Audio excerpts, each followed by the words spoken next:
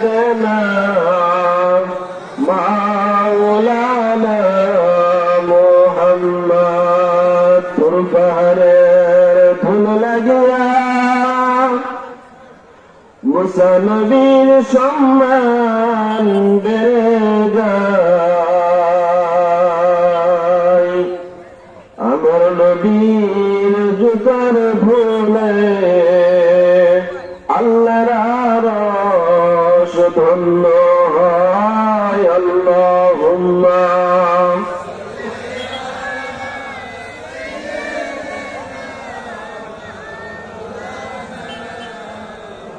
وعلى آل سيدنا مولانا محمد আলহামদুলিল্লাহ আমরা সকলের প্রতি জবান খুলে সেই মহামানবের প্রতি সবাই দরুদ পড়ি সকলে সাল্লাল্লাহু আলাইহি ওয়াসাল্লাম। আজকে হলুদবাড়ি দরবার শরীফ বর্তমানে পীর সাহেব হুজুরের শুভ আগমন উপলক্ষে আজকে আপনাদের মাদ্রাসার উন্নতিকল্পে 13তম বার্ষিক ওয়াজ মাহফিলের সম্মানিত সভাপতি সাহেব দেগারে হযরত উলামায়ে কেরাম, আমার সামনে বসা মুরব্বিয়ান ইমাম সহবাসী যুবক ভাইরা, স্নেহের কচিকাচারা, পর্দার আড়ালে যারা বসে আছেন অবলা সরলা দোয়ার খুনি মা ও বোনেরা, আমার সকলের প্রতি আমার আন্তরিক সালাম রইল। আসসালামু আলাইকুম ওয়া রাহমাতুল্লাহ। যে আল্লাহ রাব্বুল আলামিন আমাদের 10 বাপের 10 সন্তানকে নিরিবিলি হয়ে আল্লাহকে রাজি খুশি করার উদ্দেশ্যে এতক্ষণ যাবৎ বাদে মাগরিব পর থেকে হযরত উলামায়ে কেরাম আপনাদের সামনে কোরআন ও হাদিস থেকে মূল্যবান তাকরীর পেশ করছেন। পরিশেষে আমি গুনাহগার আপনাদের সামনে হাজির হয়েছি। যে আল্লাহ রাব্বুল আলামিন এতক্ষণ যাবৎ কোরআন হাদিসের আলোচনা শোনার পরে আমি গুনাহগার আপনাদেরকে নিয়ে কোরআন ও হাদিস থেকে মূল্যবান কিছু কথা বলা এবং শোনার যে আল্লাহ তাআলা আমাদের তৌফিক দান করলেন, সে আল্লাহ তাআলার প্রতি আমরা সকলে জবান খুলে শুকরিয়া আদায় করি, সকলে বলি আলহামদুলিল্লাহ। করোনা আরো একটু জোরে বলেন আলহামদুলিল্লাহ। লক্ষ কোটি দরুদ ও সালাম যে মহামানবকে সৃষ্টি না করলে আপনাকে আমাকে পৃথিবীর কোন কুল কায়নাতকে সৃষ্টি করা হতো না, সেই আমার আপনার নবী সাইয়্যিদুল মুরসালিন খাতামুন নবিয়্যিন দুজাহানের সর্দার, যিনি আপনাকে আমাকে দুনিয়াতে সুপারিশ করবেন, পরকালে সুপারিশ করবেন, হাসরে সুপারিশ করবেন, ফুলসিরাতে সুপারিশ করবেন, মিজানের পাল্লায় সুপারিশ করবেন। যেই নবীর সুপারিশবিহীন একটা উম্মতে জান্নাতে যাইতে পারবে না, সেই আল্লাহর নবী আমাদের নবী সাইয়্যিদুল মুরসালিন খাতামুন নবিয়্যিন, যে আল্লাহ পাক রব্বুল আলামিন আমাদেরকে অতি দয়া করে মায়া করে আখিরি জামানার উম্মত হিসেবে কবুল করলেন, সেই নবীর প্রতি আমরা সকলেই মন থেকে দরুদ পড়ি, সকলে বলি সাল্লাল্লাহু আলাইহি ওয়াসাল্লাম। সম্মানিত হাজিরিন, যে আল্লাহ পাক রব্বুল আলামিন আমাদেরকে এই কোরআনের মাহফিলে আসবা এবং বসবার মতো সুযোগ করে দিলেন, আবারও সেই মহামানবের প্রতি শুকরিয়া আদায় করি, সকলে বলি আলহামদুলিল্লাহ। আলোচনার পূর্ব মুহূর্তে আপনাদের কাছে আমার একটা আবদার, সে আবদার হলো যে এখন যেটা আপনাদেরকে আমি বলবো সেটা হলো আপনাদের কারো ছেলের বয়সের বয়স, আমার কারো ভাইয়ের বয়সের বয়স, অথবা কারো নাতির বয়সের বয়স। আপনারা সবাই আমার জন্য শুধু এতটুকু দোয়া করবেন, আল্লাহ পাক রব্বুল আলামিন আমার জবান দিয়ে এমন কিছু কথা বের করে দেয় যে কথাগুলো আপনাদের দুনিয়া এবং আখিরাতে সবার জন্য যেন আল্লাহ তাআলা কল্যাণময় দান করে, সকলে বলেন আল্লাহুম্মা আমিন। আর আলোচনা ভূমিকা লম্বা না, এখান থেকে আলোচনা শুরু। খেয়াল করবেন, কিন্তু ঘুমাইতে পারবেন না। আমার কথার সাথে যদি উত্তর না দেন তাহলে আমি কিন্তু আলোচনা করতে পারবো না। আমার কথার সাথে হা হু আমি যা বলে না উত্তর দিতে হবে। সবাই খেয়াল করবেন। কোটি টাকার মালিক দেখো অভাব হয় না দূর, কোটি টাকার মালিক দেখো অভাব হয় না দূর, গরিব ঘুমায় আরাম করে মনটা বাহাদুর। কি কোটি টাকার মালিক দেখো অভাব হয় না দূর, গরিব ঘুমায় আরাম করে মনটা বাহাদুর। ফেরাউনের লাশটা দেখো মিশর জাদু ঘরে, পোকা মাকড় খায় না তার সবাই ঘৃণা করে। ঠিক না? উঁচু জমিন থেকে পানি নিচু জমিনে যায়, রহমত আসে শুধু নম্রতারি দায়। ভববিলাসের বাড়ি গাড়ি পরে রবে ভাই, এ ডিমলা ভাড়া নিয়ে যাবেন? কি বাড়ি গাড়ি কবরে নিয়ে যাবেন? আমাদের এলাকা, আপনাদের গ্রামের কথা বলতেছি না, আমাদের সিরাজগঞ্জের স্বরাষ্ট্রমন্ত্রী নাসিম চেনেন কি চেনেন না? এবং আমাদের এলাকার সিরাজগঞ্জের স্বরাষ্ট্রমন্ত্রী নাসিম, ওর কিন্তু গাড়ি বাড়ি টাকা পয়সা নারের অভাব নাই, কোনো কিছুর অভাব নাই, ওর টাকা পয়সা গাড়ি বাড়ি নারীর কোনো কিছু অভাব নাই। আল্লাহ বুঝায় দিল, ও দুনিয়ার কোটিপতি, ও দুনিয়ার ধন সম্পদের মালিক, একবার স্মরণ করিয়া দেখো নাসিমের কিন্তু গাড়ি বাড়ি টাকা পয়সা নারীর কোনো কিছুর অভাব ছিল না। একমাত্র কেবলমাত্র ক্ষমতার কারণ দেখানোর কারণে আল্লাহ নাসিমকে বুঝাই দিল, ও নাসিম তাকাইয়া দেখ আমি আল্লাহ কি করবার পারি, কি করবার না পারি। যেই আল্লাহ চাকরি দিবার পারে ওই আল্লাহ চাকরি নিবারে পারে, যেই আল্লাহ রিজেক দিতে পারে ওই আল্লাহ রিজেক নিতেও পারে, যেই আল্লাহ ক্ষমতা দিতে পারে ওই আল্লাহ ক্ষমতা নিতেও পারে। নাসিমকে বুঝাই দিল, নাসিম দেখ আমি কি করতে পারি। নাসিমকে আল্লাহ এমন দিনে মৃত্যু দিল যে নিজের জন্মভূমিতে আসতে পারলো না। এমন দিনে নাসিম মরিল, করোনার মধ্যে নাসিম মরে গেল। মরে যাওয়ার পরে কি কষ্ট, নিজের আপন বিবিও তার কাছে আসে। বিবি কি কয় জানেন? কয় আমি যদি আসি ওই করোনা যদি আমার ধরে, আপন সন্তান কয় হাই রে করোনা তো মারা গেছে, লাঠি ফেলা দেয়, ফেলা দেয়, বাবার কাছে আসে না। তাহলে বলেন তো গাড়ি বাড়ি টাকা পয়সা নারীতে কি হবে? আপনার আপন বিবি আপনার কাছে আসে না, তাহলে কি অবস্থা আপনার অবস্থা?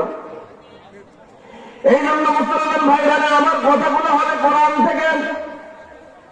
আমার গুণমানবাদী কথা বলার জন্য আসি নাই, আমার বন্ধু আমি কিন্তু বন্ধু রাজনীতি করার জন্য আসি নাই। একমাত্র এই কোরআন শুধু কোন রাজনীতির জন্য নয়, এই কোরআন আল্লাহ পাক রব্বুল আলামিন মানুষের হেদায়েতের জন্য পাঠায় দিয়েছে। মনে করবেন হুজুররা রাজনীতি করে কি দেখার জন্য? না না, আমার নবী কিন্তু রাজনীতি করছে, আমার নবী কিন্তু রাজনীতিও করছে, আমার নবী কিন্তু মানুষের বাড়ি চাকরের কাজও করছে। ওরা বুঝায় দিছে আমি নবী শুধু নবী নয়, আমি নবী হলাম রহমাতাল লিল আলামিন।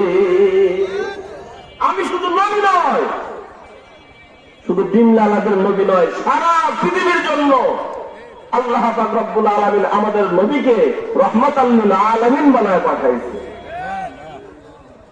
এই জন্য নবীর উম্মত হলো আমরা,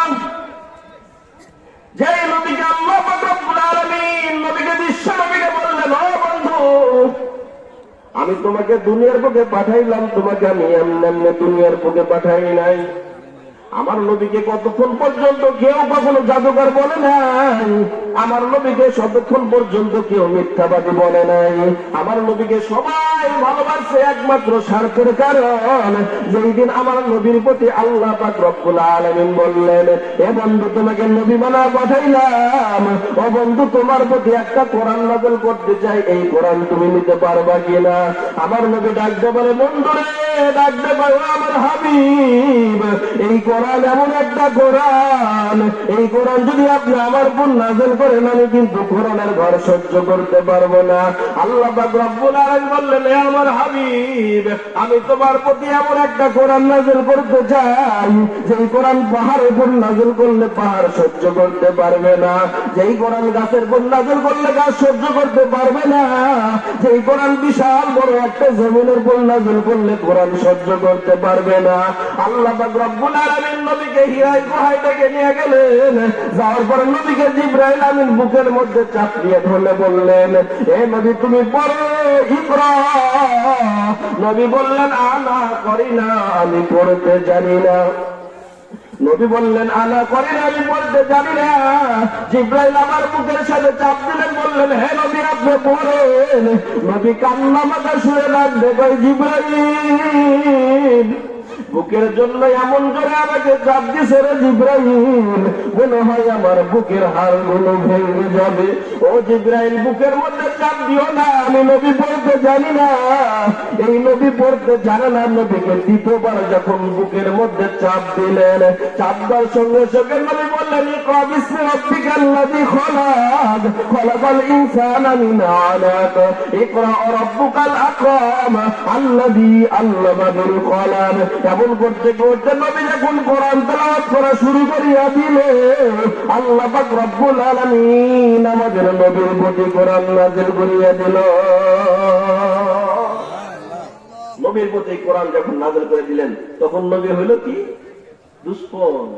নবী হলো জাদুগার, নবী হলো মিথ্যাবাদী, নবী যা যা বলা লাগে। কারণ আমরা হুজুরদের মানুষ করে না, দেখবেন একজন বাড়ি দাওয়াত দিছে, হুজুর একটু জোরে যায়, হুজুর এ হুজুর কত কি যে খিদা লাগছে হুজুরের, দাওয়াতটা ডুঙ্গিয়ে চলে যেতেছে। আবার দেখবেন আসতে যায়, কত যে খাওয়া খাইছে নড়ে বেরতেছে না। কিন্তু আমার আলোচনার বিষয় হলো আজকে যে যেহেতু আপনাদের মাদ্রাসার মাহফিল, তাই না? আপনার একটা মাত্র প্রতিষ্ঠান করতেছেন না? এই প্রতিষ্ঠানটা আপনারা করতেছেন, এই প্রতিষ্ঠানের উদ্যোগে আসছে মাহফিল। এই জন্য মাদ্রাসার উদ্যোগে কিছু কথা বলবো যে এই কোরআনের দাম কত, মর্যাদা কত, এই কোরআনের দাম কত। সংক্ষিপ্ত ভাবে একটা জিনিস শোনেন। আল্লাহ পাক রব্বুল আলামিন যে কোরআন আয়াতে কারিমাটা তেলাওয়াত করেছিলেন, আলিফ লাম মিম, বলেন তো সারা পৃথিবী, সারা বাংলাদেশে নয়, সারা বিশ্বের মধ্যে এমন কোন দার্শনিক, এমন কোন বৈজ্ঞানিক, এমন কোন মাওলানা, এমন কোন মুফতি এরা কি আলিফ লাম মিমের ব্যাখ্যা করতে পারবে? আলিফ লাম মিম এর কোনো ব্যাখ্যা নাই। এটা হলো হরফে মুকাত্তাআত। মুফাসসিরে কেরাম ব্যাখ্যা করতে যা বলেন, আল্লাহু আ'লামু বিমুরাদিহি, এর অর্থ একমাত্র আল্লাহ পাকই ভালো জানেন, এর অর্থ কেউ জানে না। অথচ আমি আপনি যখনই পড়ছি আলিফ লাম মিম, কয়টা হরফ পড়ছি আমরা? আলিফ লাম মিম কয়টা হরফ বলেন না কেন? তিনটা হরফ। তিনটা হরফ পড়ার সঙ্গে সঙ্গে আল্লাহ পাক রব্বুল আলামিন আপনার আমার আমলনামায় 30টা নেকি আল্লাহ তাআলা দান করে দিয়েছে। তাহলে বলেন তো এই কোরআন পড়লে সওয়াব আছে না গুনাহ? এই কোরআন পড়লে সওয়াব হবে না গুনাহ হবে? সওয়াব হবে। তাহলে এই কোরআন পড়ার জন্য আপনারা কে কে রাজি আছেন? হাত তোলেন তো। কে কে রাজি আছেন কোরআন পড়বেন? হাত তোলেন। লিল্লাহি তাকবীর। এটা কি তাকবীর? এই তাকবীর দিয়ে আপনারা যুদ্ধ করবেন? হ্যাঁ, এই তাকবীরে যুদ্ধ হবে? কারণ যে তাকবীরের ধ্বনিতে সারা বাংলা, সারা দিনলা আপনাদের তাকবীরের ধ্বনিতে মুখরিত করতে হবে। যেই সমস্ত লোকগুলো বাজারে আছে, যারা দোকানপাট আছে, আপনাদের তাকবীরের আওয়াজ শোনার জন্য ভয় কম্পনি ওদের কম্পিতে শুরু হয়ে যায়। কেন হুজুর আমরা শুরু করলো কি? ওরা মনে বোম করে দিয়েছে, তারা দোকান আমরা দৌড় দিই। এই জন্য বাঘের মতো সিংহের মতো তাকবীর দিতে কে কে রাজি আছেন? একবার দুই হাত সোজা করিয়া, সমস্ত শরীরকে উজাড় করিয়া একটা তাকবীর দেন। নারায়ে তাকবীর, নারায়ে তাকবীর। আল কোরআনের আলো, আল হাদিসের আলো, বীরখররা যেখানে, সুৎখররা যেখানে। আপনার মনে সাথে থাকেন, তাই না? বর্ডার এলাকা তো। যাই হোক, আসেন। আল্লাহ পাক রব্বুল আলামিন আলিফ লাম মিম আমরা যখন পড়ছি, পড়ার সঙ্গে সঙ্গে আল্লাহ তাআলা প্রত্যেকের আমলনামায় 30টা নেকি আল্লাহ তাআলা দান করে দিয়েছে। তাহলে এখন আসেন, প্রশ্ন হলো যালিকাল কিতাবু লা রাইবা ফি। ভালো করে শুনবেন, তাফসীর কিন্তু শুরু হয়ে গেছে। যালিকাল কিতাবু লা রাইবা ফি। যালিকা শব্দটা হলো দূরবর্তী, হাযা হলো নিকটবর্তী, যালিকা হলো দূরবর্তী। তাহলে আল্লাহ পাক রব্বুল আলামিন বললেন যালিকাল কিতাবু লা রাইবা ফি, এটা ওই একটা কিতাব যার মধ্যে কোনো সন্দেহ নাই। এটা ওই একটা কিতাব যার মধ্যে কোনো সন্দেহ নাই। তাহলে বলেন তো এই কিতাবের মধ্যে কোনো সন্দেহ আছে আপনাদের? এই কিতাবের কোনো সন্দেহ আছে? এই কিতাবের কোনো পরিবর্তন আছে? যদি বাংলার কোন নাস্তিক বেঈমান যদি বলে কোরআনের মধ্যে ভুল আছে, তাহলে আপনারা কি করবেন তাকে?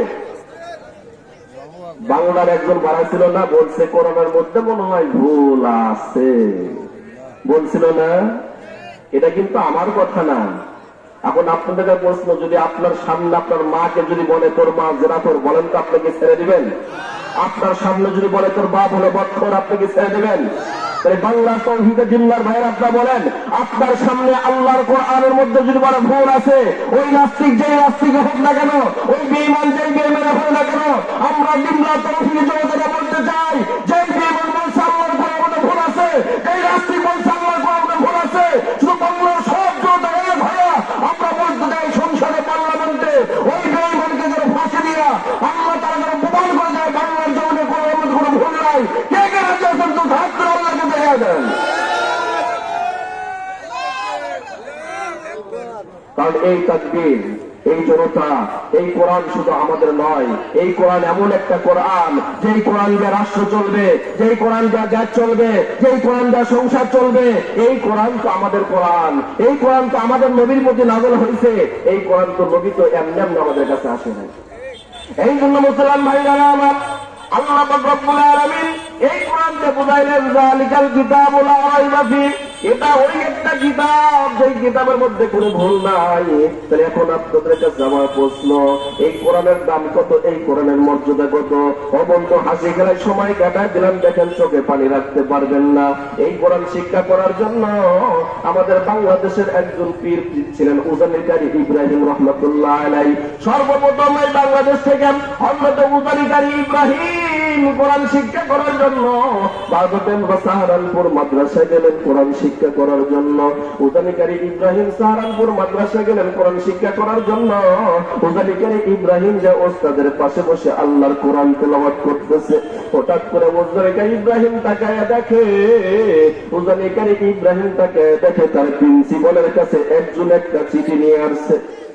ওই চিঠির মধ্যে লেখা আছে, আগামীকাল আপনাদের যেমন মাহফিল, এমন মাহফিলের মতো আগামীকাল হুজুরের চিঠি লিখছে, হুজুর আপনি আসবেন, আগামীকাল আপনার ছাত্রদের মধ্যে, ওস্তাদদের মধ্যে কোরআনের প্রতিযোগিতা শুরু হয়ে যাবে। হুজুরের পাশে বসে উজানিকারী ইব্রাহিম তাকে বলে, হুজুর বাংলাদেশ থেকে আসলাম কোরআন পড়ার জন্য সাহারানপুর মাদ্রাসা, হুজুর আমার মনে বড় ইচ্ছা হয় আপনি যেই জায়গায় কোরআন তেলাওয়াত শুনতে যাইবেন, ওই জায়গায় আপনি আমাকে সাথে করে আপনি আমাকে নিয়ে যাবেন। উজানিকারী ইব্রাহিম ডাকতে কয়, হুজুর আমাকে ছুঁয়ে যাবেন না, কিছু নাসর বান্দা আছে, দেখবেন কারো হাত ধরলে আর হাত ছাড়ে না, দেখবেন আপনার সন্তান যদি আপনার বেশি প্রিয় হয়, দেখবেন সন্তান বাবার হাত ধরছে, বাবা আমাকে 100 টাকা দাও, আপনি বলবেন বাবার টাকা নাই, বাবার টাকা নাই, দেখবেন সন্তান জমিনে পড়ে গেল, জমিনে পড়ে যাওয়ার পর সন্তান কান্না শুরু করে দিল। আপনার হৃদয় যত কঠিন হোক না কেন, সন্তানের চোখে পানি দেখার সাথে সাথে বাবা পকেট থেকে টাকা বের করে দেয়, বাবার টাকা নিয়ে তাও দাঁড়ায় যা, আর কান্না করিস না। এ মুসলমান ভাইটা কিন্তু নরম হয় কিনা, কার মা আছে কবরে, কার বাবা আছে অন্ধকার কবরে, কার মা আছে অন্ধকার কবরে। উজানিকারী ইব্রাহিম ডাকতে পায়, হুজুর বাংলাদেশ থেকে সাহারানপুর মাদ্রাসা আসলাম কোরআন শিক্ষা করার জন্য, আপনি আমাকে ওই কোরআন প্রতিযোগিতায় নিয়ে যাবেন। হুজুর বলে, না বাবা না, ওই জায়গায় আর কারো যাওয়ার অনুমতি নাই, ওই জায়গায় শুধু বড় বড় হুজুরদের যাওয়ার অনুমতি আছে। উজানিকারী ইব্রাহিম ওস্তাদের হাত ছাড়ে না, হাত ধরিয়া ধরে কয়, হুজুর আমাকে মাদ্রাসার বাইরে থুয়ে আপনি যাবেন না, হুজুর আমি বাংলাদেশ থেকে আসলাম কোরআন শিক্ষা করার জন্য, আমার মাও নাই বাবাও নাই, আমি একটা ইতিম সন্তান কোরআন শিক্ষা করার জন্য আসলাম হুজুর ভারত সাহারানপুর, হুজুর আমাকে আপনি কোরআন প্রতিযোগিতায় নিয়ে যাবেন। হুজুর কয়, না বাবা না, ওই 3 তলায় ওটা যাবে না, 3 তলায় না যাও, সিঁড়ির নিচে বসিয়ে বসিয়ে থাকবা। উজানিকারী ইব্রাহিম কি করলেন, হুজুরের কথা শুনলেন, কথা শুনিয়া উজানিকারী ইব্রাহিম যায় সিঁড়ির 3 তলার নিচে, সিঁড়ির নিচে বসিয়ে গেলেন। এইবার উপর তলায় যখন কোরআন প্রতিযোগিতা শুরু হয়ে গেছে, সবাই কোরআন তেলাওয়াত করতেছে, উজানিকারী ইব্রাহিম গেদ্দারানকে ডাক দেয়, ও গেদ্দারান ভাই বলো তো পাশে কোথাও মসজিদ আছে কিনা, বলে পাশে কোথাও মসজিদ নাই, বলে তাহলে কি করা যায়, বলে আমাকে একটু পানি দেন, আমি পানি দিয়ে আমি ওযু করতে চাই। এইবার উজানিকারী ইব্রাহিম পানি দিয়ে ওযু করিল, ওযু করিয়া সিঁড়ির নিচে বসিয়া উজানিকারী ইব্রাহিম কোরআনটা বুকের মধ্যে নিয়ে উজানিকারী কান্না করিয়া করিয়া তেলাওয়াত করে। এইবার ওই ভারতের সাহারানপুরের বাদশা ওই হুজুরকে ডাক দেয়, কে আসো তাকাইয়া দেখ। 3 তলার পর কোরআন তেলাওয়াত হয়, কোরআন তেলাওয়াত কত মধুর নয়, কিন্তু সিঁড়ির নিচে কে যেন কোরআন তেলাওয়াত করে, কোরআন তেলাওয়াতটা বড় মধুর লাগে। এইবার দারোয়ান ছোট্ট বাচ্চার কান্না দেখে ডাক দেয়, বাবা তুমি কোথা থেকে এসেছো? ছোট্ট বাচ্চা কয়, আমি সাহারানপুর এসেছি, বাংলাদেশ থেকে সাহারানপুর মাদ্রাসা আসছি কোরআন শিক্ষা করার জন্য। ওই দারোয়ান কয়, বাবা 50 বছর ধরে চাকরি করি, আজ পর্যন্ত কাউকে গেট পারমিশন আমি মালিকের অনুমতি ছাড়া দিই নাই, নাই। ও বাবা, তোকে অনুমতি দিলাম, যা দৌড়া, ওই সিঁড়ির নিচে বসিয়া থাকে, তুই 3 তলায় উঠবি না। ওই উজানিকারী ইব্রাহিম সিঁড়ির নিচে বসিয়া সূরা ইয়াসিন তেলাওয়াত করে।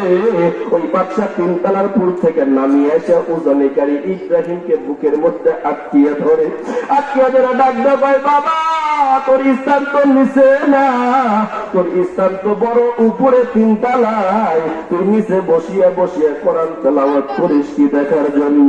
উজানিকারী ইব্রাহিম ডাক দেয়, ও বাদশা শোনো, বাদশা শোনো, আমার ওস্তাদ উপরে গেছে, আমাকে নিয়ে যায় না। আমার বাচ্চাকে চিঠি দেওয়া হয়েছে, ওস্তাদকে 1 জনের চিঠি 2 জনের চিঠি দেওয়া হয় নাই। আমার ওস্তাদ উপরে গেছে, আমি কি করবো? আমি ছোট্ট মানুষ বসিয়া কোরআন তেলাওয়াত করি। ওই বাচ্চা ডাক দেয়, ও সন্তান, তোর কোরআন তেলাওয়াত আমার কাছে এত মধুর, এত প্রিয় লাগছে, তুই কোরআন তেলাওয়াতটা তুই উপরে এসে বসিয়া যা। ছোট্ট বাচ্চাকে যখন নিয়ে গেলেন কোরআন তেলাওয়াত করার জন্য, বাচ্চা উপরে, বাচ্চা হাসান শরীফ উপরে যখন ছোট্ট বাচ্চাকে নিয়ে গেলেন 3 তলার উপরে, এইবার উজানিকারী ইব্রাহিমকে দেখে আমার ওস্তাদ আশ্চর্য হয়ে যায়, বাবা রে, তোকে রাখি আসলাম গেটের বাইরে, তুই 3 তলার উপর আসলি কেমনে? ছাত্র ডাক দেয়, হুজুর আপনি জানেন না, রাখে আল্লাহ, মারে কে? মারে আল্লাহ, রাখে কে? হুজুর আপনি তো জানেন না, আপনি আমাকে 3 তলাতে রেখে আসেন নিচতলাতে, কিন্তু আল্লাহ আমাকে 3 তলা পর্যন্ত পৌঁছায় দিছে। এবার হাসান শরীফ, বাচ্চা হাসান শরীফ ডাক দেয়, বাবা তোমার বাসা কোথায়? ওই ছোট্ট বাচ্চা ডাক দেয়, হুজুর ও বাচ্চা, আমার বাড়ি হলো বাংলাদেশ, আমি সাহারানপুর মাদ্রাসা আসছি কোরআন শিক্ষা করার জন্য। এই কোরআন শিক্ষা আমার কাছে এতই মধুর, এতই প্রাণপ্রিয় লাগে হুজুর, এই কোরআন শিক্ষা করার জন্য আল্লাহ পাক রব্বুল আলামিন আমাকে এখানে নিয়ে আসছে। বাচ্চা হাসান শরীফ ডাক দেয়, ও বাবা শোন, তুই নিচে বসিস না, তুই আমার চেয়ারে বয়। ওস্তাদ আশ্চর্য হয়ে গেছে, কি রে বাচ্চা হাসান শরীফ, আমার ছাত্রকে, আমার ছাত্রকে নিজের সিংহাসন ছাড়িয়ে দেয়, তার সিংহাসনে বসে দেয়। আমার ছাত্রের কি সম্মান, কি মর্যাদা আমি বুঝতে পারলাম না। বাচ্চা হাসান শরীফ ছাড়িয়ে দেয়, বাবা তুই নিচে বসিস না, তুই আমার চেয়ারে বয়। এবার বাচ্চা হাসান শরীফের পুরস্কার ছিল যে তার একটা সোনার মূর্তি, তার সোনার একটা টুপি তার মাথায় পরাইয়া দিবে। এইবার দেখেন আপনারা যে মাদ্রাসা করার উদ্যোগ নিয়ে আজকে এই মাহফিলের আয়োজন করছেন, ও বন্ধু, কোরআনের দাম কত, কোরআনের মর্যাদা কত, কোরআনের সম্মান কত, একবার গভীর ভাবে চিন্তা করে দেখেন। ওই ছোট্ট বাচ্চা কি করলো? এবার তার টুপিটা তার মাথায় দিতে যখন চায়, বাচ্চা হাসান শরীফ যখন মাথায় দিতে চায়, ওই উজানিকারী ইব্রাহিম ডাক দেয়, না বাদশা না, এই টুপি আমাকে দিতে হবে না, এই টুপি আমার ওস্তাদকে পরাইয়া দেন। এইবার যখন ওস্তাদকে যখন টুপি পরাইয়া দেওয়া হলো, ওস্তাদ কয়, না বাবা না, এই টুপি তুমি বড়। উজানিকারী ইব্রাহিম ডাক দেয়, হুজুর আপনি জানেন না, আগামীকাল রাত্রে যখন আমি ঘুমাইয়া যাই, আমি স্বপ্নের ঘরে দেখি আগামীকাল এই কোরআনের প্রতিযোগিতা হবে, ওই প্রতিযোগিতায় আমি অংশগ্রহণ করব। হুজুর অংশগ্রহণ করার পরে আমি যখন কোরআন তেলাওয়াত করব, বাচ্চা হাসান শরীফ একটা টুপি দেবে, ওই টুপিটা পরবেন আপনি। আল্লাহ পাক রব্বুল আলামিন কঠিন কাল কিয়ামতের ময়দানে, হাসরের ময়দানে আল্লাহ আমাকে নিজে হাতে একটা মতির টুপি পরাইয়া দিবে। ও হুজুর আপনি টুপি আজকে পরেন, আমি হাফেজে কোরআন। আল্লাহ কিয়ামতের ময়দানে, ওই হাসরের ময়দানে শুধু আপনার সামনে নয়, হাজার হাজার লক্ষ লক্ষ মানুষের সামনে আমাকে আল্লাহ তাআলা একটা মতির টুপি একটা পরাইয়া দিবে, ওই টুপিটা নূরের মতো চুমকাইতে থাকবে, ওইটা নূরের মতো চুমকাইতে থাকবে। এই জন্য ডিমলা এলাকার ভাইয়েরা, আপনাদের কি মন চায় না একটা সন্তানকে হাফেজে কোরআন বানাইতে? মন কি চায় না? আপনাদের মন কি চায় না একটা আলেমের বাবা হইতে? আপনাদের মন কি চায় না একটা হাফেজে কোরআনের বাবা হইতে? ও বন্ধু, বলতে বলতে বলতে অনেক সময় কিন্তু বলার সময় থাকবে না। তাকায় দেখেন এই কোরআনের দাম আর কোরআনের মর্যাদা কত। আল্লাহ পাক রব্বুল আলামিন কোরআনের কারিমে বলছেন, ইন্না লাহনু নাযালনা যিকরা ওয়া ইন্না লাহু লাহাফিজুন।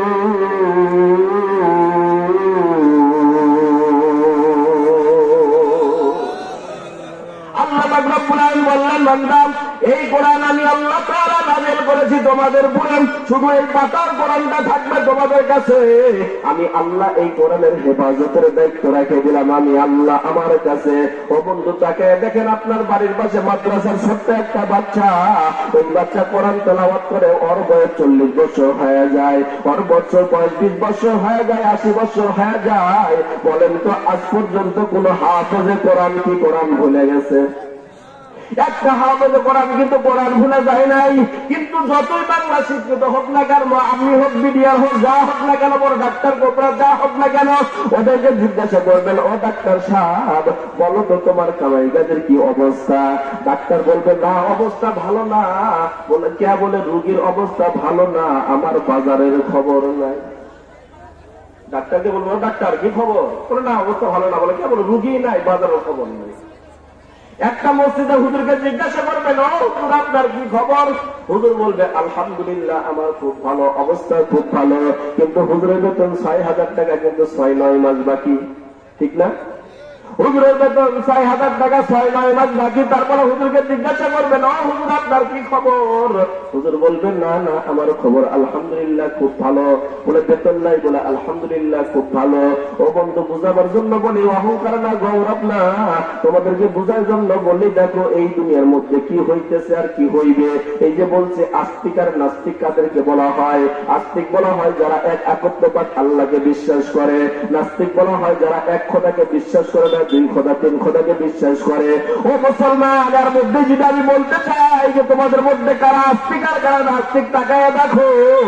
অনেকজনকে যদি বলি তুমি কি আস্তিক? বলে হ্যাঁ আস্তিক। বলে তাহলে তোমার মুখের মধ্যে নবীর দাড়ি গো, তোমার মাথার মধ্যে টুপি গো। অনেক ভাই আছে মাহফিলে আসছেন মাথার মধ্যে টুপি নাই, অনেক ভাই মাহফিলে আসছেন গায়ের মধ্যে পাঞ্জাবি নাই। ও বন্ধু, কোথায় যাইবা নতুন পাঞ্জাবি গাই দিয়া বিয়ান বাড়ি, নতুন লুঙ্গি পরে বিয়ান বাড়ি? না না। ও বন্ধু, কোথায় যাবা নতুন শার্ট পরে বিয়ান বাড়ি, বিয়ানকে দেখানোর জন্য? না না। ও বন্ধু, নতুন শার্ট পরবা তো ওয়াজের মাহফিলে আসার জন্য। ও বন্ধু, নতুন শার্ট পরবা তো মসজিদে যাওয়ার সবার জন্য। ও বন্ধু, মসজিদে যাকে তুমি সেজদা করবা, তুমি কে কে সে কে তুমি তো জানো না। মসজিদে যাকে যা সেজদা করবা উনি হলো তোমার সৃষ্টিকর্তা। ঠিক না? মসজিদে যাকে সেজদা করবেন উনি তো আপনার সৃষ্টিকর্তা। কিন্তু ওনার সামনে যাই আমরা কি জামা পরে, যেই জামা গায়ে বাজারে যায় ঘামতে ঘামতে গন্ধ পারে গেছে, গায়ের সামনে আর একজন দাঁড়াইতে পারে না। ঠিক না? এই জন্য মুসলমান ভাইরা আমার, এই দুনিয়া কিছুক্ষণ পূর্বে ভাই আলোচনা করে গেল যে এই দুনিয়া রাষ্ট্র পরিচালনা করতে হবে কোরআন দিয়া। আমাদের নবী আখিরি জামানার পয়গম্বর বিশ্ব নবী দোজাহানের সর্দার দুনিয়া থেকে যাওয়ার পরে অর্ধ পৃথিবীর খলিফা হযরতে ওমর হইলেন, খেলাফতের দায়িত্ব পাইলেন। বলেন তো ওমর কেমন মানুষ? ওমর গরম না নরম? অনরম গরম মানুষ না। ওমর হইলেন অর্ধ পৃথিবীর খলিফা, রাষ্ট্র পরিচালনা করার জন্য। ওমর যখন খেলাফতের দায়িত্ব পাইলেন, খেলাফতের দায়িত্ব পাওয়ার পর তার সিংহাসনের মধ্যে, তার কারখানার মধ্যে ওমর 40 দিন অবস্থান করলেন। অবস্থান করার পরে ওমর কি করলেন? এই কোরআন শরীফটা বুকের মধ্যে নিলেন, আর গায়ের মধ্যে একটা জুব্বা, কাঁধের উপরে একটা জায়নামাজ নিলেন। নিয়ে ওমর কি করলেন? গভীর রাত্রিতে হাঁটি হাঁটি পা পা করিয়া, যেরকম আপনাদের সিমলা এলাকায় একটা গ্রাম, এরকম গ্রামের মধ্যে ওমর হাঁটি হাঁটি পা পা করিয়া ওমর প্রত্যেক ঘরে ঘরে ঘরে ঘরে ওমর তদন্ত শুরু করলেন। তদন্ত করতে করতে ওমর দেখেন মরুভূমির মধ্যে একটা রাখাল পাওয়া গেল। ওই রাখালকে ওমর যা সালাম দিলেন, আসসালামু আলাইকুম, আহলান সাহলান মারহাবান তাইয়িবান। ওই রাখাল ডাক দিয়ে বললেন, আহলান সাহলান মারহাবান তাইয়িবান। ওমর বলতেছেন, বাবা তোমাকে আমি সালাম দিলাম, আসসালামু আলাইকুম পথিক। তুমি সালামের জবাব দিলা, ওয়ালাইকুম আসসালাম, আহলান সালাম মারহাবান তাইয়িবান। তুমি কে? তুমি আমাকে চেনো কিনা? ওই পথিক রাখাল ডাকটা বলতেছে, পথিক আপনাকে আমি চিনি না, কিন্তু আপনার নতুন মানুষ হওয়া সত্ত্বে আপনাকে আহলান সালাম মারহাবান বলে আপনাকে স্বাগতম জানাইলাম। এবার বলতেছে, বাবা পথিক রে তুমি কি করো? পথিক ডাকটা বলতেছে, পথিক ডাকটা বলতেছে, রাখাল ডাকটা বলতেছে, আমি কিছুই করি না, আপনার কি চোখে পড়ে না? দেখে পড়ে তোগুলো বরকি আমি এই নদীর মধ্যে মরুভূমির মধ্যে আমি চড়াই। আমার ডাকটা বলতেছে, পথিক রে এই রাখাল তুমি যদি এই প্রবৃত্তিগুলো চড়াও তাহলে তোমার কাছে আমার একটা প্রশ্ন বাবা, এই মরুভূমির মধ্যে চলতে চলতে প্রখণ্ড রোদের মধ্যে আমার গলা শুকিয়ে গেছে, পিপাসায় আমার গলাটা শুকিয়ে গেছে, ও বাবা তোমার বকরির মধ্যে কোন বর্তি কেমন আছে যে বর্তির স্থলের মধ্যে অনেকগুলো দুধ আছে? রাখাল বলতেছে অবশ্যই আছে। বলে তাহলে ওর থেকে কিছু দুধ কি আমাকে দহন করে আমাকে দেওয়া যাবে খাবার জন্য? এবার ওই রাখাল দাঁড়ায় যাইয়া ওমরের সামনে হাত তুলে বলতেছে আপনি কে? বলে আমি একজন পথিক। রাখাল ডাকটা বলতেছে আপনার বাসা কোথায়? বলে এই গ্রামে। বলে আপনি কি জানেন এই মহল্লার মধ্যে কার ইন্ডিয়া রাষ্ট্র চলে? বলে ওমরের ইন্ডিয়া। বলে আপনি কি জানেন ওমর কেমন মানুষ? বলে ওমর অনেক গরম মানুষ। বলে তাহলে আপনি কি মুসলমান? বলে হ্যাঁ আমি মুসলমান। বলে আপনি যদি মুসলমান হন তাহলে আপনার কাছে আমার প্রশ্ন, বলেন তো ইয়াকা না'বুদু ওয়া ইয়াকা নাস্তাঈন এটা কার হুকুম? বলে আল্লাহর হুকুম। বলে বলেন তো এটা নামাজের মধ্যে পড়া হয় কি হয় না? বলে হয়। বলে বলেন তো ইয়াকা না'বুদু ওয়া ইয়াকা নাস্তাঈন সাহায্য যদি চাইতে হয় তাহলে কার কাছে যাবেন? বলেন তো কার কাছে যাবেন? এই জবান খুলে বলেন কার কাছে যাবেন? হলো না, আরো জবান খুলে বলেন কার কাছে যাবেন? আপনাদের আওয়াজ শোনা মনে হয় যে আপনারা মনে হয় মাহফিল থেকে বাড়া যায় ডক্টর ইউনূসের কাছে যাবেন, নাকি ঠ্যাঙ্গা মারা আছে ওর কাছে যাবেন, নাকি বাড়ির পিছনে কেউ আছে বসে আছে যে 50 টাকা দিলে আগে কি কইছে মানুষ সুদ খায়, এখন কয় না সুদ না। বলে কে? বলে আমরা ট্যাক্স নিই, এখন আমার ট্যাক্স উঠে গেছে। বলে কি হয়? তো আমরা মুনাফা নিই, সুদ শেষ, সুদের কথা কয় না। অথচ আপনি জানেন কিনা আর রাশি ওয়াল মুরতাসি ফিন্নার, যে ব্যক্তি ঘুষ খায় ঘুষ নেয়, যে ব্যক্তি সুদ খায় যে ব্যক্তি সুদ নেয়, ওর সর্বনিম্ন গুনাহ হলো আপন মায়ের সাথে জিনা করা। জোরে বল না, আপনি খান না কেন? সমান আওয়াজ বাড়ি হয় না? তাহলে টাকা দেখেন কত শিক্ষিত, কত ভদ্রলোক, কত টাকাওয়ালা, কত গাড়িওয়ালা, কত বাড়িওয়ালা আছে। আপনি গভীর রাতে যা বলবেন ও বাড়িওয়ালা ভাই আমার 10টা টাকার প্রয়োজন, 1000 টাকার প্রয়োজন, আমার বিবি অসুস্থ। বলে না না। বলে কি করতে হবে? বলে 1000 টাকা না 100 টাকা ইন্টারেস্ট দিতে হবে, তাহলেই আমি দিতে পারি। এই জন্য দেখবেন 2 মাস 3 মাস পর দেখবেন একটা লোক আর কোনো ভুঁড়িও নাই, কিছুই নাই। হঠাৎ করে দেখবেন একবার ভুঁড়িটা 10 মাস, খবর কি? যদি জিজ্ঞাসা করা যায় কি ব্যাপার তোমার ভুঁড়ি আমনে কেমনে হলো? ভাই হুজুর কেমনে হলো জানি না। বলে কে? ভাই আগে খাচ্ছি সুদ, এখন খাই ইন্টারেস্ট, এই জন্য মনে হয় ভুঁড়িটা এমনে হয়েছে। ও বন্ধু হারামে কোনোদিন আরাম নাই, সুদের মধ্যে কোনোদিন বরকত নাই, এই কাজ করিও না। এই যে কথা বলতেছিলাম হযরত ওমর ডাক্তার ভাই প্রতিক্রে 1 বস্তা দুধ দাও, 1 বস্তা দুধ দাও, দুধটা আমি একটু পান করি, গলাটা শুকিয়ে গেছে। ওই প্রতীক ডাক্তার কয় না না 1 বস্তা দুধ দেওয়া যাবে না, আমার রাষ্ট্র চলে ওমরের আইন দিয়া, আমার রাষ্ট্র চলে কোরআনের আইন দিয়া। এখন আপনাদের কাছে আমার প্রশ্ন হলো সারা বাংলার মধ্যে যদি এই কোরআন দিয়ে যদি রাষ্ট্র চলে, বলেন তো কোন ঘুষখোর থাকবে? এ থাকবে? কোন সুদখোর থাকবে? কোন মদারও থাকবে? কোন গাঁজারও থাকবে? কোন ইয়াবাখোর থাকবে? কোন ইয়াবাখোর থাকবে না, মদখোর থাকবে না, গাঁজাখোর থাকবে না, কেউ থাকবে না। কিন্তু যদি বলি যে কোরআন দিয়ে রাষ্ট্র চালাও তাহলে ভেজাল একটা। ভাই হুজুররা খালি সিয়ার নেওয়ার জন্যই খালি রাজনীতি করে, রাজনীতি করে, রাজনীতি করে। না না ও বন্ধু, সিয়ারের জন্য রাজনীতি করি না। আমাদের বিশ্ব নবী আখিরি জামানার পয়গম্বর উনিও রাজনীতি করছে, হযরত খলিফা হযরত ওমরও রাজনীতি করছে। এই জন্য মাদ্রাসার উদ্যোগে মাহফিল, বেশি কথা বলবো না, এইবার মনটা নরম করে দিবেন। মধ্য পৃথিবীর খলিফা হযরত ওমর এবার রাখালকে ডাক দেখায়, রাখাল 1 বাটি দুধ দে, বুকটা শুকিয়ে যায়, দুধটা আমাকে দে। রাখাল ডাক দেখায় না না 1 বাটি দুধ যাবে না, আমার রাষ্ট্র চলে ওমরের আইন দিয়া, রাষ্ট্র চলে কোরআন দিয়া। এবার রাখালকে ওমর বলতেছে তুমি কি ও রাখাল তুমি কি ওমরকে দেখছো? কয় না আমি ওমরকে দেখি নাই। বলে তোমার কি ওমরকে দেখার শখ? ওই রাখাল ডাক বলতেছে আমার ওমরকে দেখার শখ মানে একটাই শখ হুজুর আপনি জানেন না, রাত্রে যখন গভীর রাত হয়ে যায় আসমানের দরজাগুলো টাস টাস করে খুলে যায়, জমিনের সব দরজাগুলো আল্লাহ পাক রব্বুল আলামিন বন্ধ করে দেয়। ও হুজুর আপনি জানেন না, জানেন না রাত্রে যখন গভীর হয় আমার রাষ্ট্রের মালিকের জন্য ওমরের জন্য আমি রাত্রে 2 রাকাত করে নফল নামাজ পড়িয়ে দিই।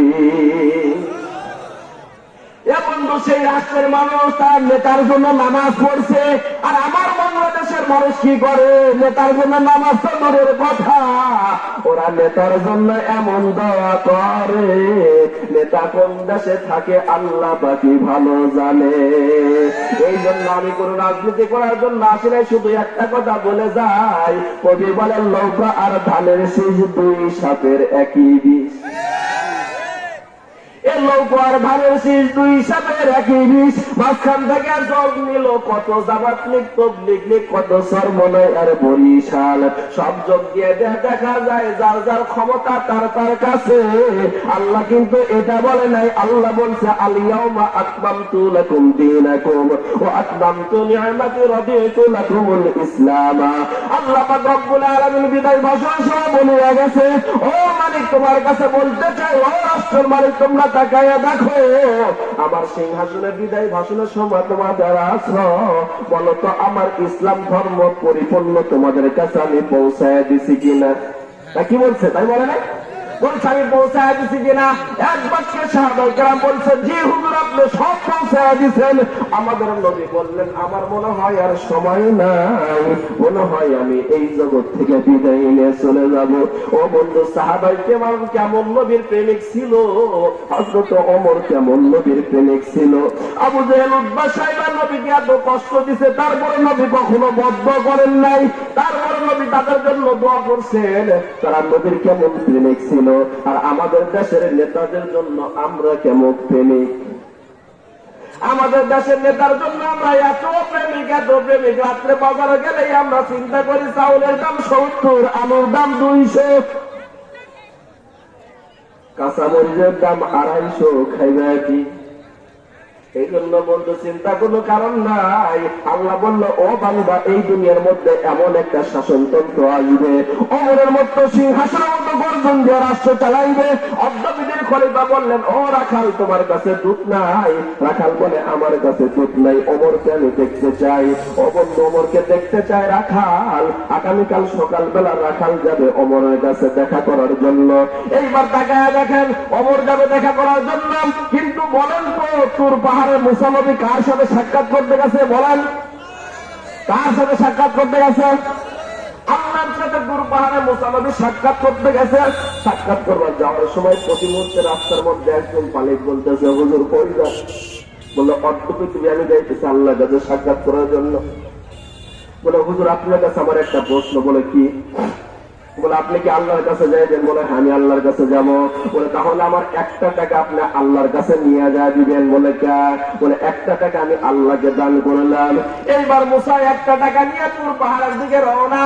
মুসা দৌড়ায় দৌড়ায় আল্লাহর সাথে কথা কওয়া শেষ হয়ে যায়। মুসা চলে আসবে এমন মুহূর্তে ডাক দেয় মুসা আর কোনো কিছু আছে কিনা?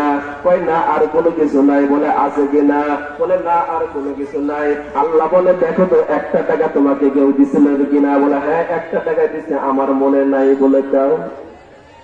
1টা টাকা দিয়ে চলে আসে। ওই প্রতীক পরের দিন আবার মুসাকে ডাক দেবে ও মুসা কোথায় যাও? বলে আমার আল্লাহর সাথে আমি সাক্ষাৎ করার জন্য যাই। বলে যাও তো ঠিক আছে, 1টা টাকা দিছি আল্লাহকে দান করছি, কিন্তু দান কবুল হয় না কে?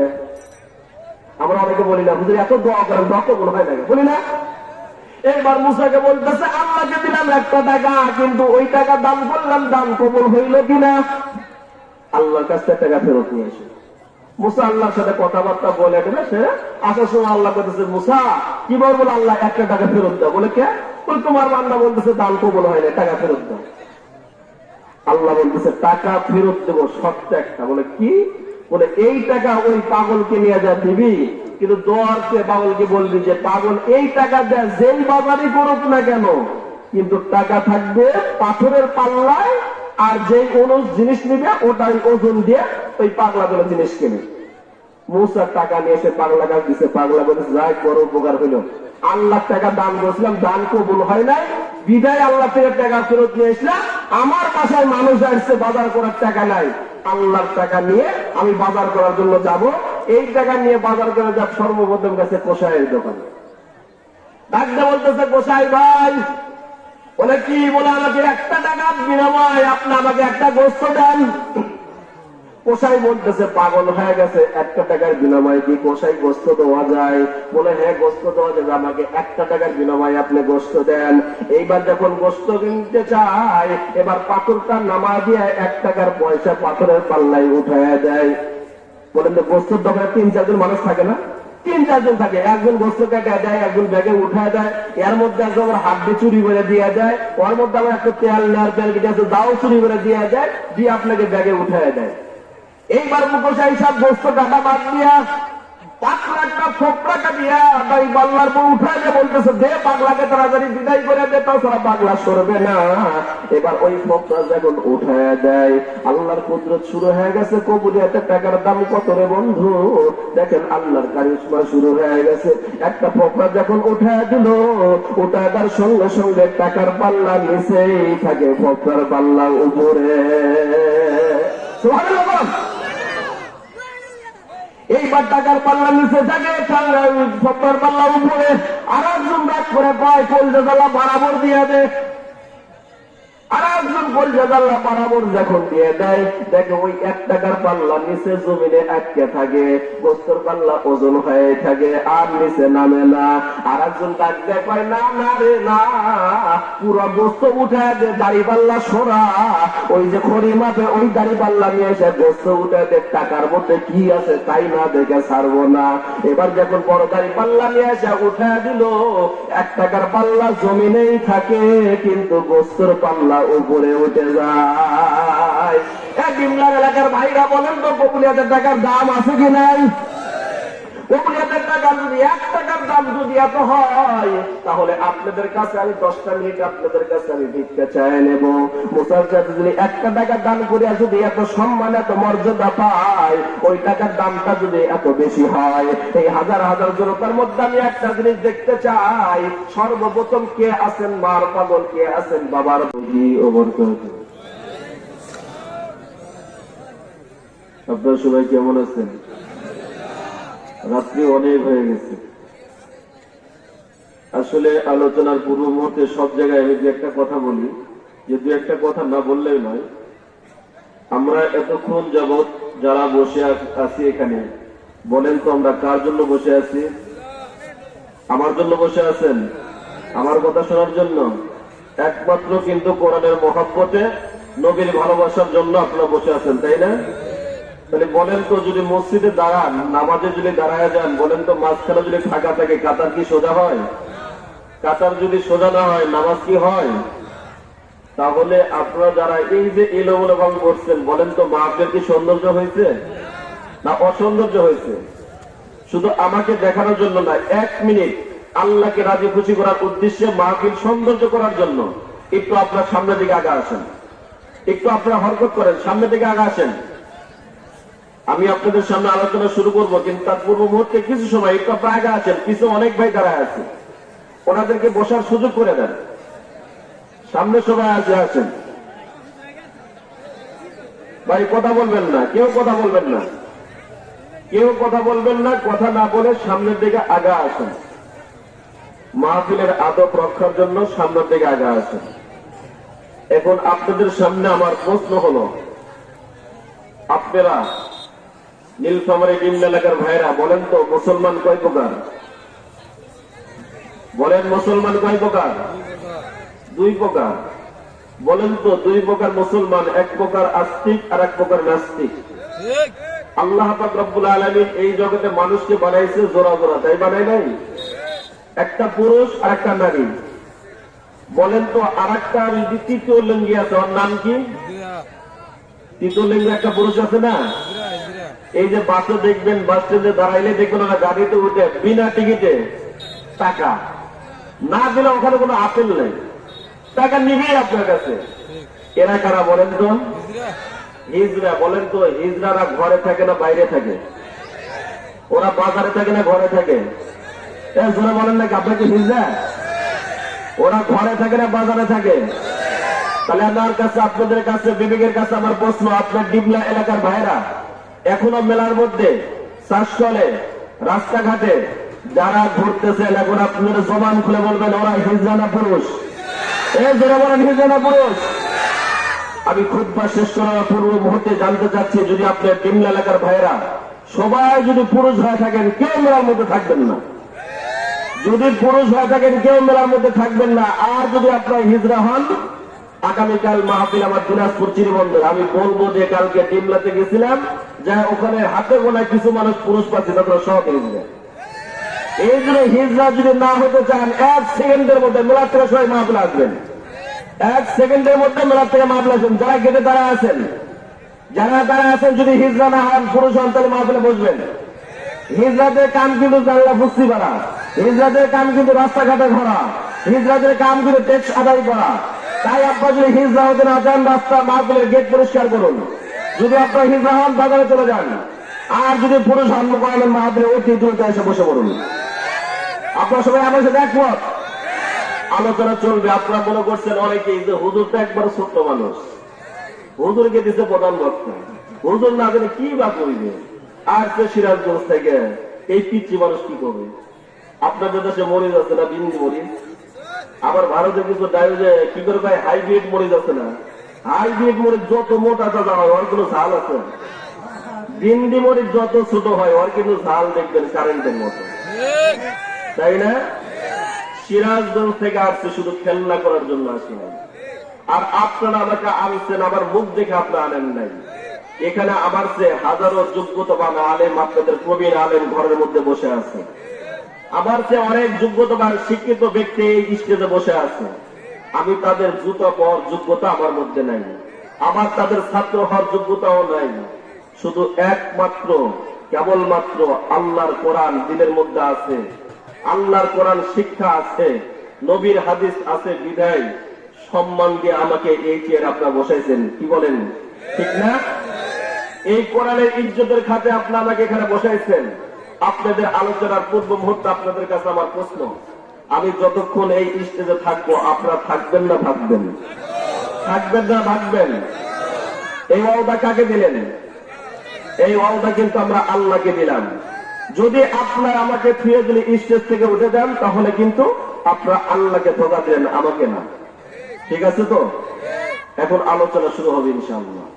আসসালামু আলাইকুম ওয়া রাহমাতুল্লাহি ওয়া বারাকাতুহু।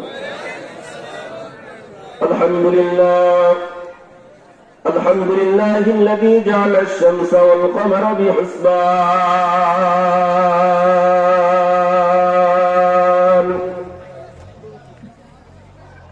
ওয়ান নাজমা ওয়াশ-শাজারা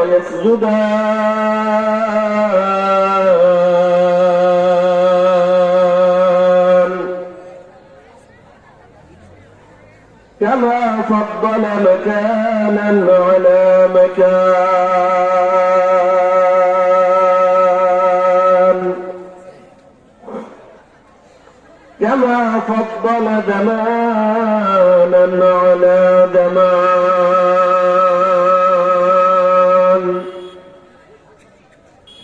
ونشهد أن لا إله إلا الله وحده لا شريك له ونشهد أن سيدنا وسندنا وحبيبنا ومولانا محمدا عبده ورسوله الذي أرسله بالحق بشيرا ونذيرا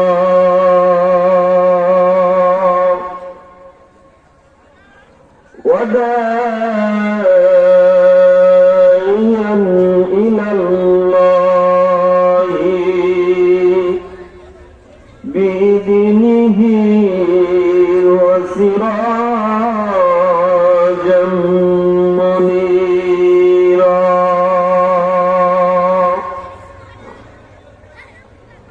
أما بعد সকলে আমার সাথে মাদ্রাসা তালিব ইলমের মতো তেলাওয়াত করুন। ফাউযু বিল্লাহি মিনাশ الشيطان الرجيم بسم الله الرحمن الرحيم ألف لام ميم ذلك الكتاب لا ريب فيه هدى للمتقين.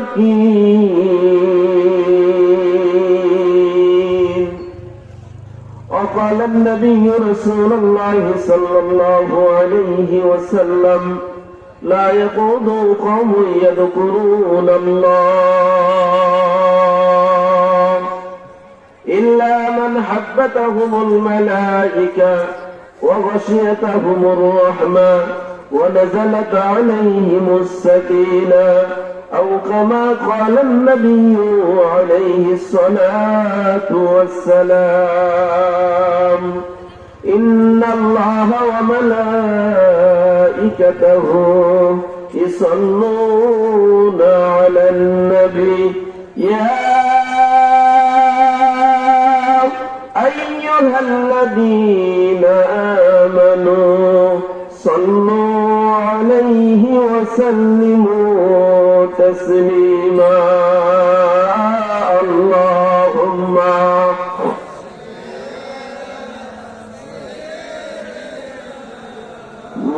مولانا محمد وعلى آله